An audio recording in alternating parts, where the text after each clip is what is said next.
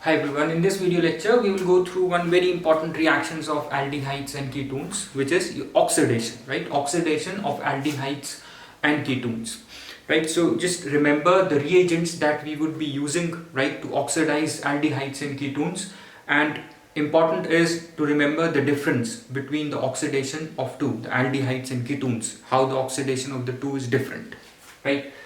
So we know that this is your aldehyde. In aldehydes you have one hydrogen atom, right, whereas in ketones you have no hydrogen atom, right, attached to the carbonyl group.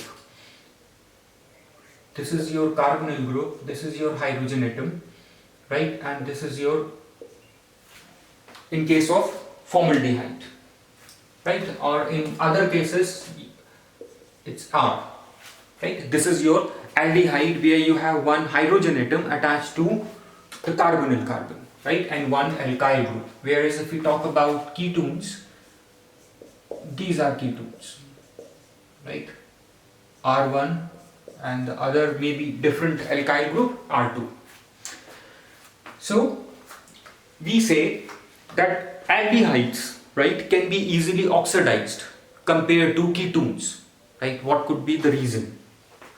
If you look at these aldehydes, right, any aldehyde will contain hydrogen atom attached to carbonyl carbon, right, and this hydrogen atom, it is this hydrogen atom that can be easily oxidized, right. This hydrogen atom can be easily oxidized to form this OH, right. You can easily oxidize this hydrogen atom, right, to form this OH.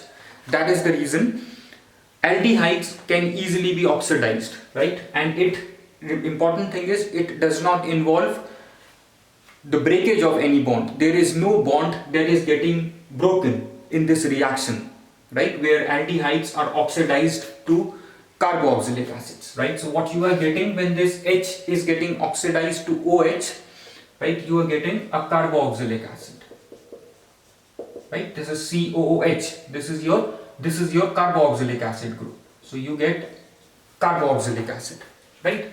Since no breakage of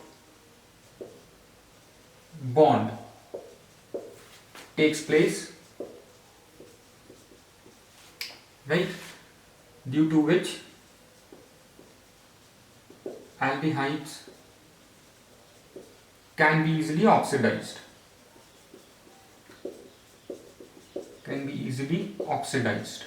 No breakage of bond takes place, and also hydrogen available,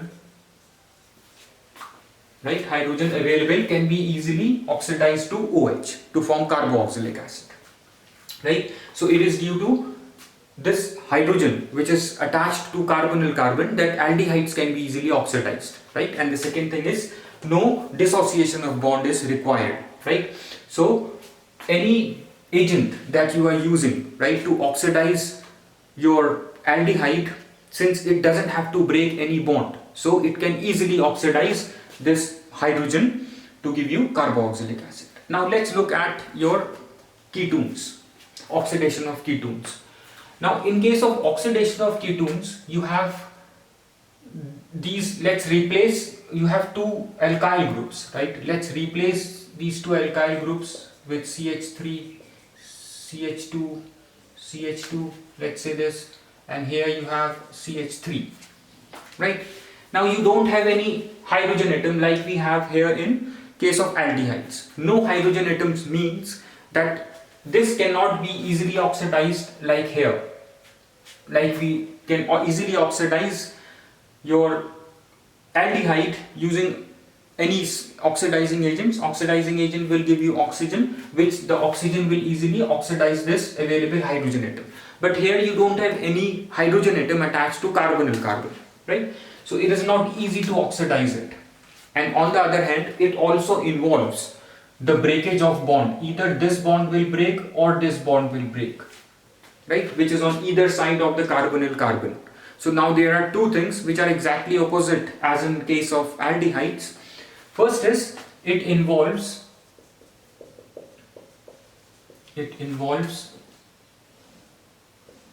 breakage of bond, right, on either side of this carbon, right, and second thing is it does not have available hydrogen atom, right, that can be oxidized easily to OH, like it was happening here. So it is difficult to oxidize ketones compared to aldehydes, right? So that is why you need strong oxidizing agents. Strong oxidizing agents like acidified KMnO4 or your acidified H2 with H2SO4, say K2Cr2O7. These are strong oxidizing agents, and you also need to elevate the temperature little, right? Strong oxidizing agents like these and elevated temperature is required, right? You just need to, when you carry out the oxidation of ketones, you also need to just increase the temperature little in order to oxidize these ketones, because it also involves the dissociation of bond. Either this bond will dissociate or this bond will dissociate. Which will dissociate we'll just discuss in a moment. And elevated temperature, right? This is important point. Whereas coming to ketones, even weak oxidizing agents like bromine water, silver ions or copper ions, cupric ions, they can also easily oxidize your aldehydes due to available oxygen atom and no breakage of bond, right? Two favorable conditions. So we say that even weak oxidizing agents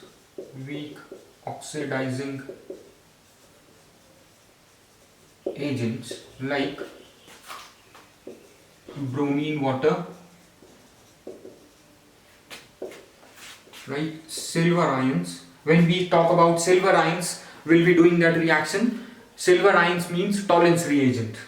We'll be using Tollens reagent. We'll see what is a Tollens reagent. Tollens reagent or cupric ions, failing solutions. We'll be using failing solution or Benedict's solution.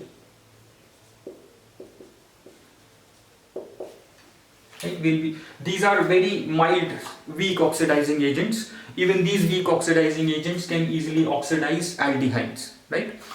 Because of these 2 points that we have discussed, that since no breakage of bond involved and easily available hydrogen atom that can be easily oxidized to OH. Right, so these two are important points that you need to understand before we go ahead and look into the reactions where these aldehydes and ketones are oxidized. Now since these can be easily oxidized, right, so they are very strong reducing agents, right? Since these can be oxidized, so they are, these aldehydes basically, they are strong reducing agents. Right, so we say that aldehydes are strong reducing agents, and they will reduce these reagents like Tollens reagent and your failing solutions that contains cupric ions. These aldehydes will reduce these cupric ions to cuprous ions. We'll see what is the reaction that will take place. Whereas in case of ketones cannot be easily oxidized, so we need a strong oxidizing agents like this.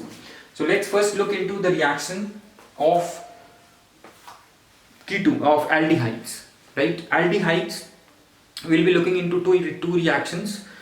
Oxidation of aldehydes with Tollens reagent, where Tollens reagent would be reduced to a silver mirror, right? You will get a silver mirror. When you react an aldehyde with a tolerance reagent, you get a silver mirror, right? That is why we call it a silver mirror test, right? So this is a weak oxidizing agent, right? Tolerance reagent and failing solutions and Benedict solution.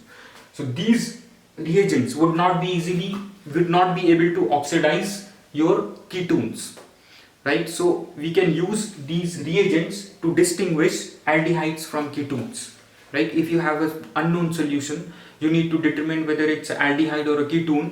You treat it with tolerance reagent. If you get a silver mirror, that means it's a aldehyde. If you don't get a silver mirror if no reaction takes place, it's a ketone, right? So we have two important reactions. Reaction with tolerance reagent, right? First we'll see what is a tolerance reagent. Tolerance reagent basically is an ammoniacal solution of silver nitrate, right?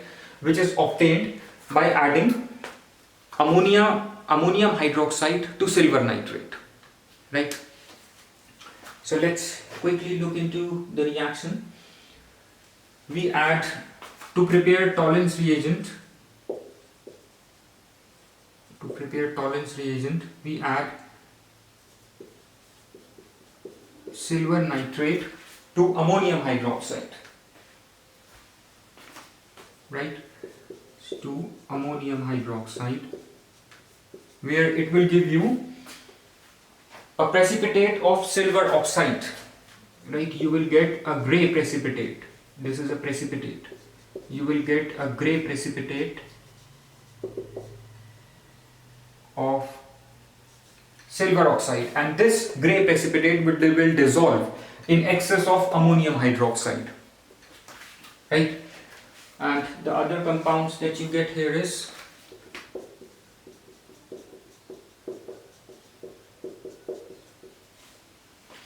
now this silver oxide will dissolve in excess of ammonium hydroxide, right, to give you tolerance reagent, right? And the formula for tolerance reagent is to give you tolerance reagent. Tolerance reagent is it's silver NH3 whole twice OH minus. This is your tolerance reagent, right? I hope this is clear. You just write it outside of this bracket. This is your tolerance reagent, right? I repeat, tolerance reagent is obtained by adding silver nitrate to ammonium hydroxide, where you will get a gray precipitate of silver oxide, which will dissolve in excess of ammonium hydroxide to give you this complex, which is tolerance reagent. Now this tolerance reagent, right, will oxidize these aldehydes to carboxylic acids, right? Now we'll look into that reaction, right? So now this tolerance reagent, I'll just rub this off, right? So now this reaction of tolerance reagent with aldehyde, any aldehyde, say RCHO, will react with this tolerance reagent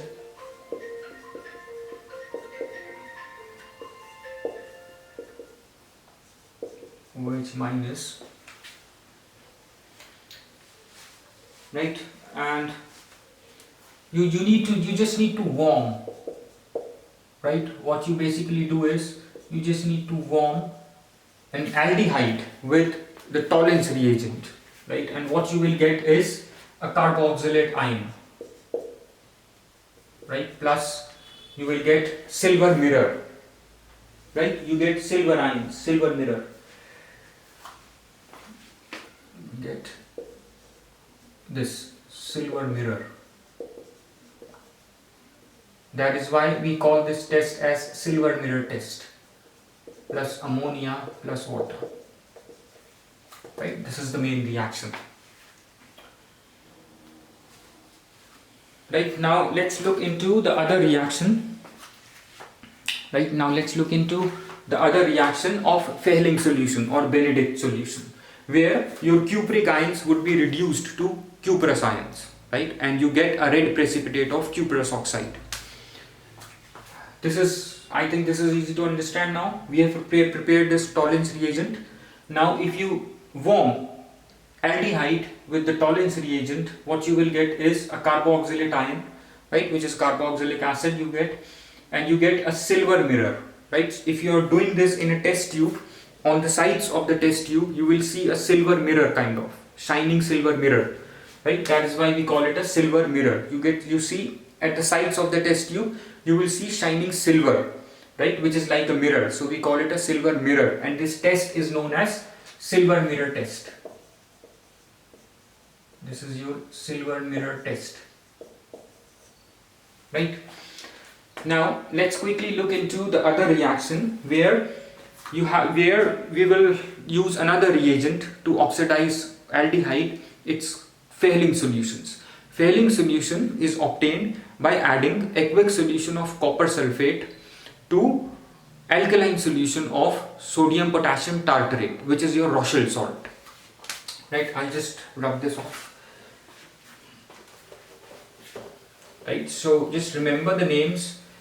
You add aqueous solution of copper sulfate, which is your Fehling solution A, to sodium potassium tartrate, alkaline sodium potassium tartrate, right, which is your Rochelle salt. So you get Fehling's solution, which you will obtain by adding aqueous copper sulfate plus Rochelle salt. Rochelle salt, and Rochelle salt is your sodium potassium tartrate, right? You call it a Fehling's solution A, and this Rochelle salt is your Fehling solution B, right? Here basically you have, in this solution you have cupric ions, right? And how you will obtain it, what you basically do is to obtain is, you get, when you add aqueous solution of copper sulfate to Rochelle salt, you will get a precipitate of copper hydroxide, right? And this copper, you need to wait till this precipitate of copper hydroxide dissolves, right, and gives you a deep blue solution. Once you get the deep blue solution, that means the Fehling solution is obtained, right? And when we talk about Benedict solution, it's just that we complex aqueous copper sulfate, instead of tartrate we use citrate, right? We complex it with citrate, rest of the things are same. You have cupric ions which will get again reduced to copper ions. So when this is your Fehling solution, when you warm Fehling solution with aldehyde, it will oxidize aldehyde to carboxylic acid, right? And you get a red precipitate of cuprous oxide, right? So let's write down. You have, as I said, in this solution you have cupric ions, right? And you are taking aldehyde, RCHO plus cupric ions, right? You are warming it, right? You warm it, right? And what you will get is, this will get oxidized, right, to carboxylate ion, because this is an this aldehyde is getting oxidized, so this is oxidized to carboxylate ions, plus this cuprous ions, this is your cupric ion. This is your cupric ions.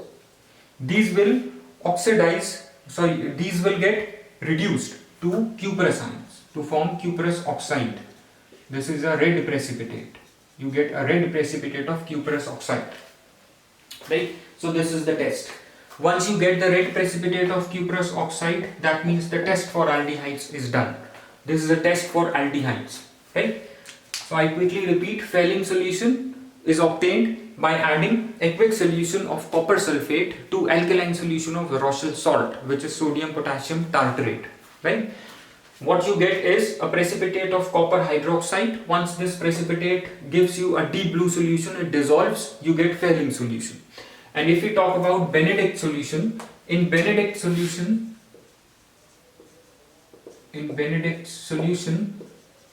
we take citrate instead of tartrate. Rest of the things remain same. You have cupric ions there also, right? So now you have this Phelim solution or Benedict solution. You warm it with aldehyde. Aldehyde will get oxidized to carboxylic acid, and these cupric ions in Phelim solution will get reduced to red precipitate of cuprous oxide. This appearance of red precipitate of cuprous oxide indicates the presence of aldehyde group in a given compound, right? So this is a test for aldehydes, remember, right? And these tests are not given by ketones, right? This Phelim solution and Benedict solution cannot oxidize aromatic aldehydes also, right? So Phelim solution and your Benedict solution cannot oxidize aromatic aldehydes, right? So even if you have aromatic aldehydes, they won't respond positively to these two solutions, to Phelim solution or Benedict solution. You will not get a red precipitate of cuprous oxide with aromatic aldehydes also, right? Ketones you will not get because this is a mild oxidizing agent. It cannot oxidize ketones, right? Now coming on to the oxidation of ketones. Let's quickly look at the oxidation of ketones. Just for understanding, we'll take the same ketone, right? This is an unsymmetrical ketone, right? And I said earlier that oxidation of ketones involves the rupture of bonds, right? The bonds, one of the bonds, either this or this bond will break, right? So let me just rub this off.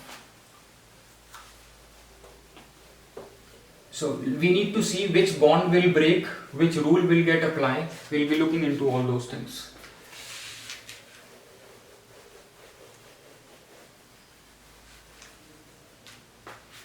Right.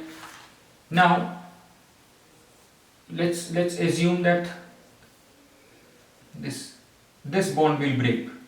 A. This is part A. Right. When this bond will break, and since we oxidize ketones with a strong oxidizing agent, so let's say we take nitric acid, which is a strong oxidizing agent.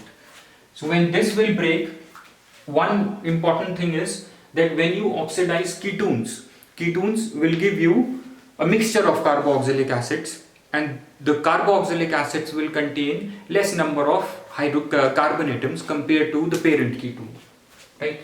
So in the oxidation of ketones will give you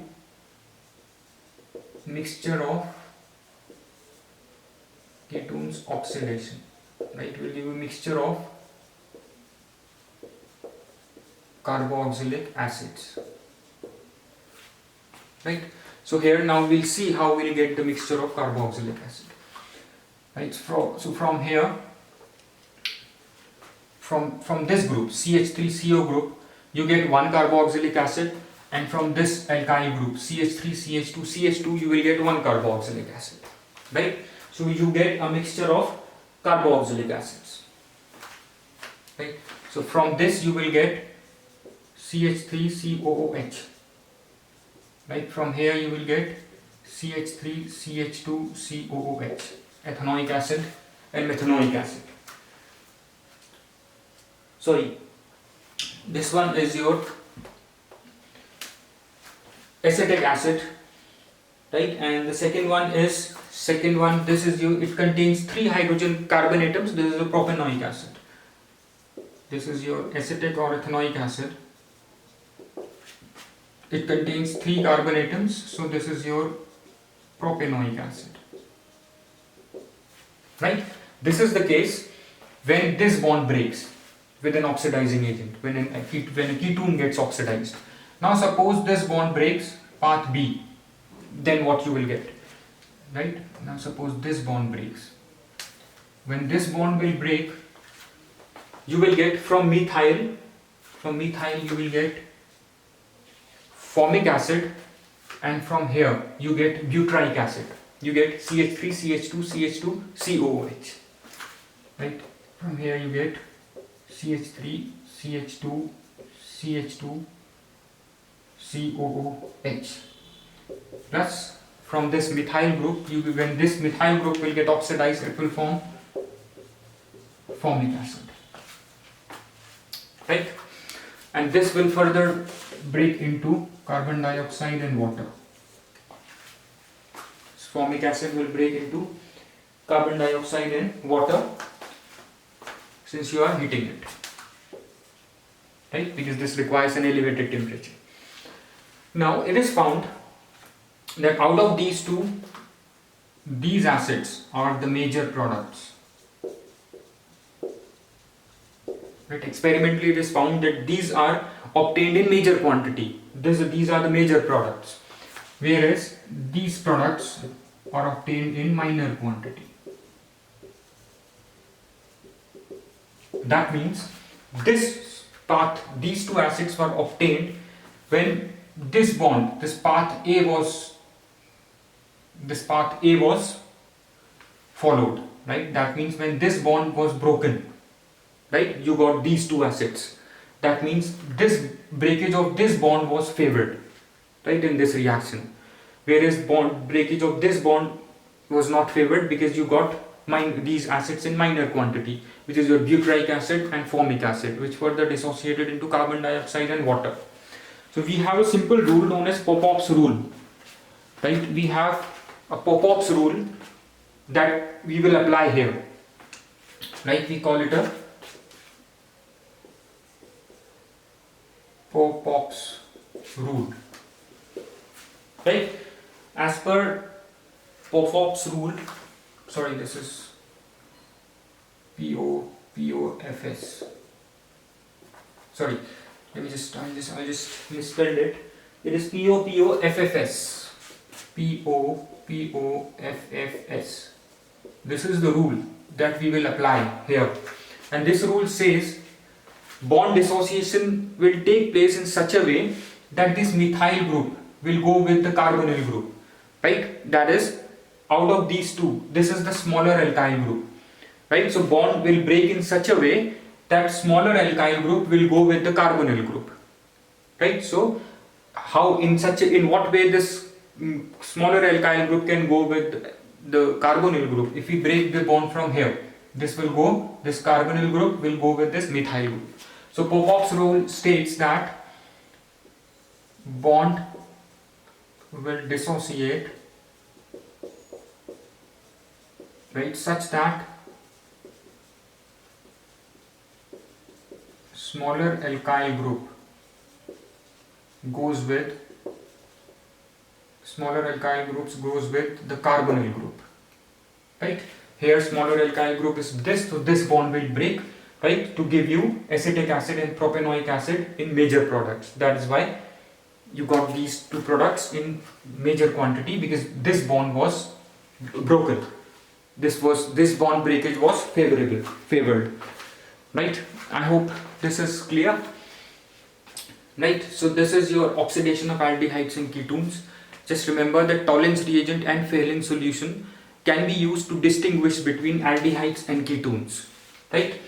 And breakage of ketones, when a bond dissociates in ketones, you follow Popops rule, as per which smaller alkyl group will go with the carbonyl group. This bond will break in such a way that the smaller of the two alkyl groups will go with this carbonyl group.